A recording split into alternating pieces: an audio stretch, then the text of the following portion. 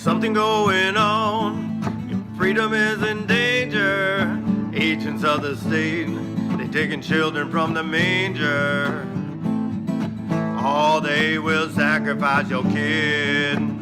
Take Brendan Dassey, that's exactly what they did. They needed someone, oh, Jody wouldn't flip. They looked around, saw him quick. Oh, it made so much sense why. Oh, Brendan Dassey, he was Stephen's alibi. There's something going on in Wisconsin that's not kosher. We better stop, let's all take a look closer. Oh, they will sacrifice your kid for Brendan Dassey, that's exactly what they did. They visit him once, they visit him twice. They make him feel so safe, sandwiches, soda so nice. No cameras rolling and under no lights. Who knows what went on up in Fox Hill Monday night. There's something going on, and freedom is in danger.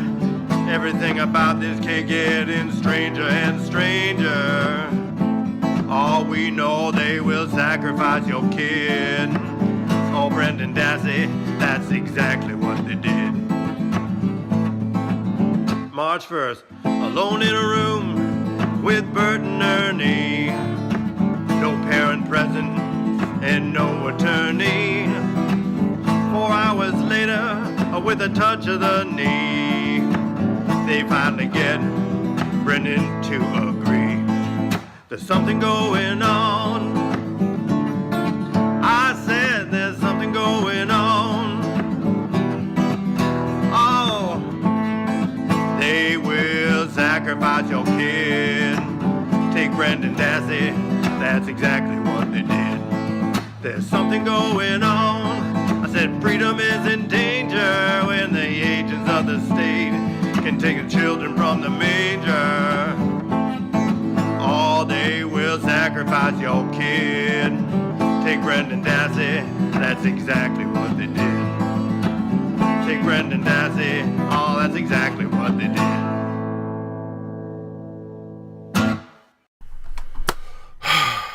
Good day, folks. All right. Let me just start out by saying this is kind of a serious matter. Anyways, I have not yet had a chance to review opposing counsel's brief this morning regarding this civil suit or whatever regarding Captain Crunch. I have not even had a chance to review that yet. I was already going to be coming out today to let the press know here that the Havering Scotsman over there at Scotland Yawn, not to be confused with Scotland Yard, who actually do stellar work, but Mr. Capaldi over there at Scotland Yawn and the stellar work they're doing, this here contains documents sent to me by Mr. Capaldi and Scotland Yawn. It contains the transcripts of an interrogation, okay, that they did on Captain Crunch. Captain Crunch is my client. We were looking for him. We were trying desperately to reach him. And it turns out, basically, we planned to pursue this issue vigorously. We were kept from our client. We were not allowed to speak to our client. And lo and behold, he was being, in our opinion, coerced into confessing. Keep in mind, this geriatric old man, Captain Crunch isn't, he isn't a spring chicken anymore. And, I can only imagine that Mr. Capaldi over there at Scotland Yawn couldn't find any 16-year-olds to pick on, so he figured he'll do the next best thing and he'll pick on the very geriatric Captain Crunch. So, picking on the weak over there. That's what they're doing over there. So, I will be reviewing my opposing counsel's brief this morning concerning a civil lawsuit, and I'm sure I'll be laughing a lot during it. So, those of you who don't know what originally started this and got the Havering Scotsman over there to where he is now violating my client's rights. It all started with a little video I'm going to show you now. Hey everybody, how you doing today? We're here today having a little bit of fun with Mr. Capaldi. As you may know, some of you may know that he uploaded his 25 top Americans the other day. So here's basically my answer, and I'm going to be kind of putting up the top 25 Brits, kind of, you know, as it were. So Mr. Capaldi did his little favorite, you know, 25 Americans or top 25 Americans according to him. So now we're going to go ahead and poke a little fun at what I would say are the top 25 Brits as an American sitting over here across the pond. So we're going to have a little bit of fun with it. And just a little disclaimer, some of these figures are fictional. But we're just having fun today. So here we go. So this is Nigel Farage. He's a member of, I believe, Parliament over there in Britain. He is great. He is a bold showman. Back when England was considering leaving the EU, he took out an ad on the side of a bus, basically telling, you know, people so they would support it, that, you know, leaving the EU would free up funds and monies to fund public programs and that sort of thing, things that the average people could get behind. And him and another politician went on TV and quoted President Bill Pullman from the movie Independence Day. And then when it came to it, when he was asked about, you know, oh, well, what about the money that was supposed to go to those programs or whatever, he said, oh, we didn't really mean it like that, and just sidestepped it. And I believe it was John Oliver that said this guy was up in the running for the world's most desirably punchable face. So there's that accolade for him as well. Sir Walter Raleigh, the bringer of the potato to Ireland and ultimately England, and, well, the unfortunate soul who, after getting imprisoned by Elizabeth once, went out abroad, came back to England, and you know, allowed himself to be in her clutches again, where he was ultimately imprisoned in the Tower and killed. But hey, potatoes. Everybody, this is Nan. Nan, we all have to love our just beloved racist grandparents, our racist, bigoted grandparents, right? You know, we gotta love them. They're ours, and you know, we can't help it that they grew up in a different world, a different time where things were seen in a different way. But you know, we all of our countries have those delightful, you know, matriarchs in this case, or patriarchs, and but we still love them. Also, gotta say, I find Nan's absolute utter hatred for squirrels is absolutely hilarious, and the way she says squirrel. And then we have Captain Cook, a very, very brave and resourceful discoverer, and sailor, and all that stuff. But eventually, couldn't avoid discovering the bottom of a tribesman's pot, where he was cooked up and devoured by the tribesmen. So, but up until that point, he was doing some really, really great work. Really, really, really brave soul. Another outstanding guy here from Britain, Mr. Simon Cowell. You know, judge on American Idol, and now I think on European Idol that he does over there now. But yeah, man, super nice guy. Nobody nicer than that guy. He is a super nice guy. Oh yes, and good old Gordon Ramsay. I love this guy. Oh, this guy, man, he cracks me up. He is the best. I watch his show Hell's Kitchen. I even used to watch The F Word on BBC.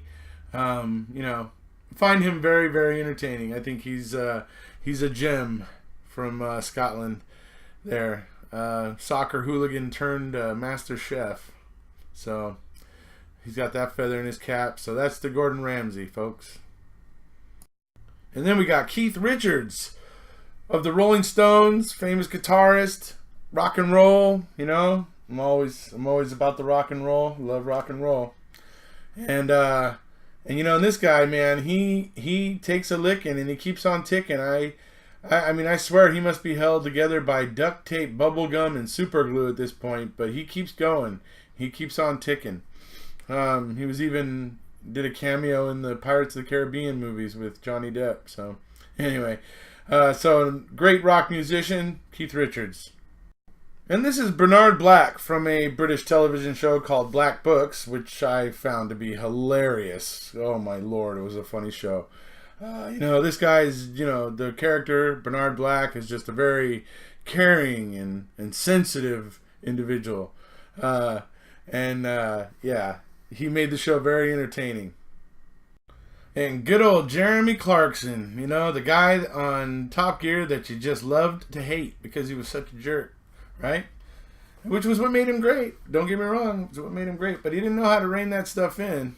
He certainly had a problem with it because he ended up pretty much single-handedly killing Top Gear because of some of his backstage antics of acting kind of the way he does on camera with people there in the studio, and so he didn't know when to draw the line.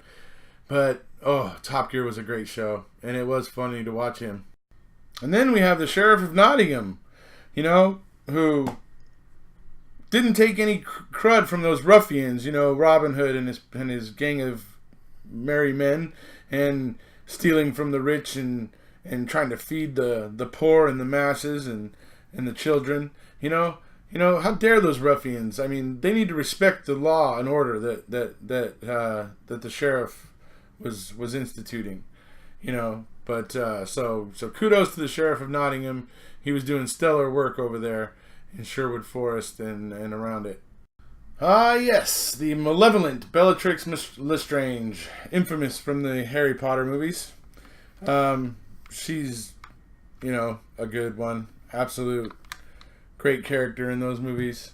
And they got a pretty actress to play her, even though maybe Bellatrix probably shouldn't have been so pretty, but maybe not. Whatever, it doesn't matter. But she did nail it in acting wise. She did, get the crazy and the very malevolent attitude of Bellatrix Lestrange. She nailed that. And this is from one of my favorite British television shows, Blackadder. This is, well, if you listen to Brian Blessed, who plays Richard III, plays Richard IV in this segment of Blackadder, he calls him Edna Blackadder, but his name is really Edmund Blackadder. And Edmund Blackadder is a very, very interesting person in history. Fancies himself to be the king, or at least has ambitions to be the king, and it's always quite funny. Then, of course, we have the dreaded Voldemort, who killed innocent people to create Horcruxes to try to make himself immortal. Bad guy, but, he was powerful, and he's remembered. He certainly has left his mark in literary circles, thanks to the fame of Harry Potter, of course. And again, this is Blackadder. This is the descendant of the original Blackadder, Edna, who I referred to earlier. This is the Blackadder who is a contemporary of Elizabeth the First, Britain's golden age. So it's set in that time period. This is, so he's a descendant of the original. And, Blackadder is a very, very great person in Britain. And for those of you who didn't know, I'm a huge Doctor Who fan. And we are looking at a few different incarnations of the Master. The Master is an absolutely awesome villain from British television, from particularly the Doctor Who. He is always the Doctor's nemesis in Doctor Who. Not always, but he's a definitely often reoccurring nemesis for the Doctor. And he is truly a very great character, a very great villain, and of course he is a creation of the Brits. So, a very great villain though. And here we have another descendant of the Blackadder clan, and this particular descendant is the housekeeper basically for Prince George, who would be George III, who is the king, the British king that lost the colonies, the American colonies. So anyways, but he's, all the Blackadders are great fellas. And so that brings us to King George III. Bravo, sir! Bravo! You shall be remembered. he shall be remembered as the king that lost the American colonies. So we thank you for that. You are certainly among one of the great Brits in the eyes of us Americans, to be sure. Oh, and here we have yet another descendant of Blackadder. This one serving as a officer in the British Army in World War I. And, well, what you actually see him doing there is putting 2 pencils in his nose, putting his underpants on his head, and saying "wibble," because he's trying to get sent home because he doesn't want to fight.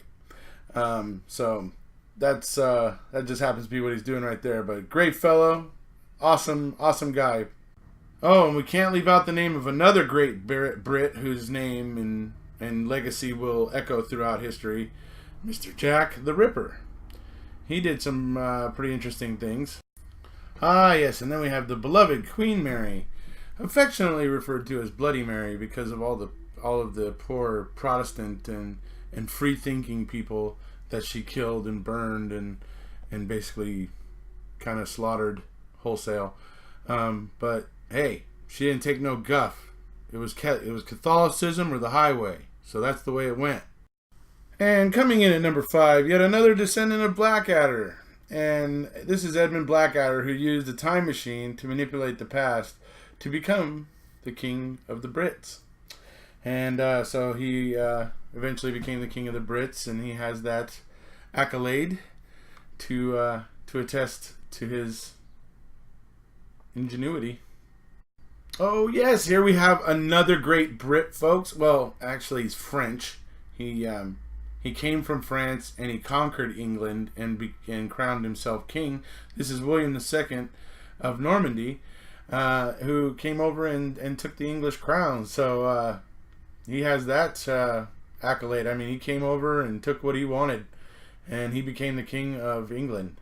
That's quite a feather in his cap. So a very great figure from English history here, folks. And here we have Oliver Cromwell, who overthrew the monarchy with the help of the Parliamentary Army. And then, after killing the king, he basically was put in the place of being Lord Protector, which was essentially the king. But there was basically prohibition and everything. And so when he died, people weren't exactly sad that he died. They actually gathered in pubs and stuff finally where they could have a beer and said things like, "At least now we can toast our monarch in peace over a pint." But he was able to rise from humble beginnings all the way to the point of being basically king. In every way except name. Okay, so we had William of Normandy at number 4. We had Oliver Cromwell, who became Lord Protector at number 3.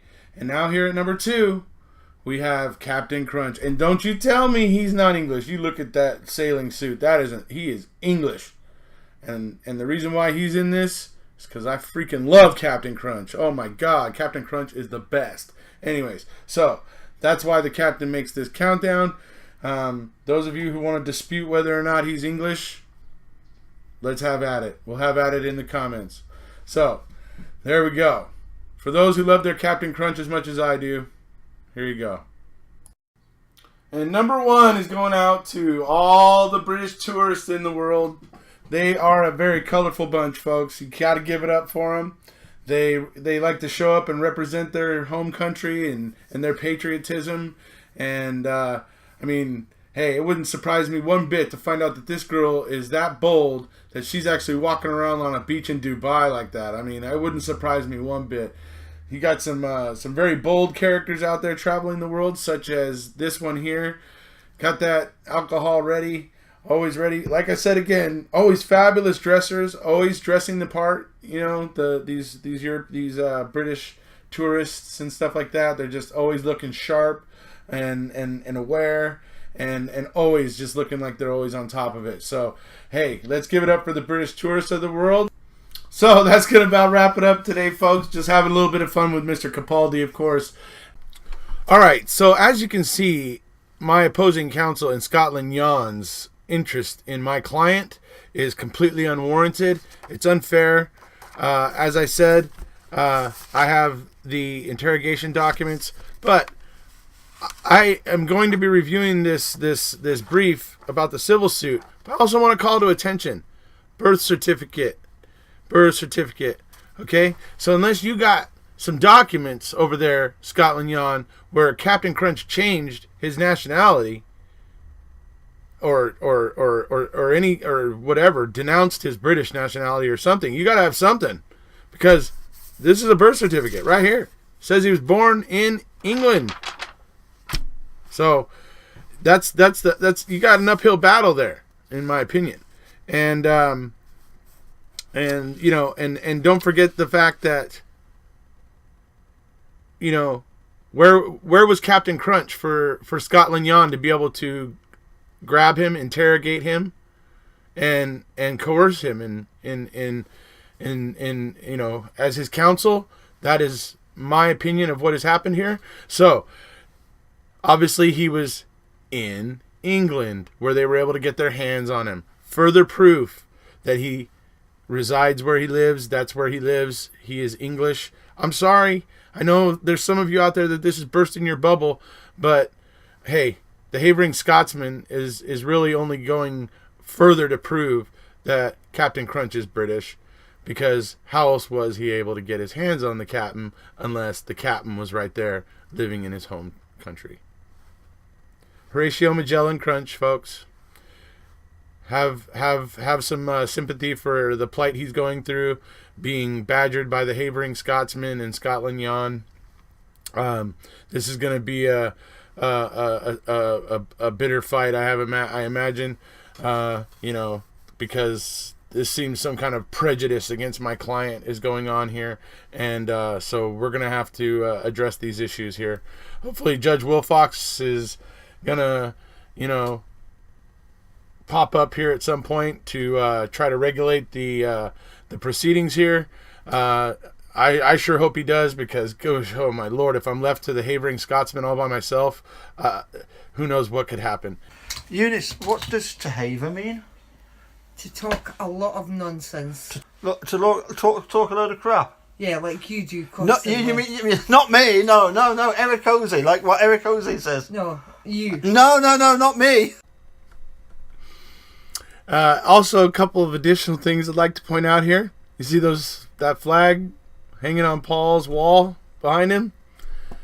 Maybe might suggest possibly where he gets his playbook from. So, you know, just wanted to throw that out there, folks. So anyways, that's it for today, folks. If you haven't already, please hit subscribe, and we'll see ya.